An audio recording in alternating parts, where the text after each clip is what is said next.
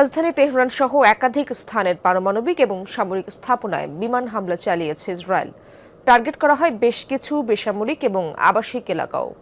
বিষয়টি নিশ্চিত করেছে ইসরায়েলি প্রতিরক্ষা বিভাগ আইডিএফ। স্থানীয় সময় মধ্যরাত ৩টার দিকে তেহরানের বেশ কয়েকটি স্থানে দফায় দফায় অন্তত ৯টি বিস্ফোরণের শব্দ পাওয়া যায়।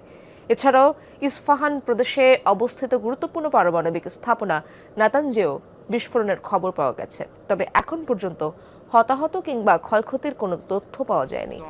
তেল আবিবের দাবি, হামলায় ইরানের সামরিক বাহিনীর প্রধান মোহাম্মদ বাঘেরি সহ প্রাণ গেছে বেশ কয়েকজন পারমাণবিক বিজ্ঞানীর।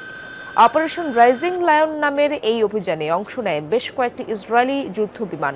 পাল্টা হামলার শঙ্কায় ইসরায়েল জুড়ে জরুরি অবস্থা জারি করেছে নেতানিয়াহু প্রশাসন। এদিকে এই অভিযানে যুক্তরাষ্ট্রের কোনো সংশ্লিষ্টতা নেই বলে জানিয়েছেন মার্কিন পররাষ্ট্রমন্ত্রী মার্কো রুবিও।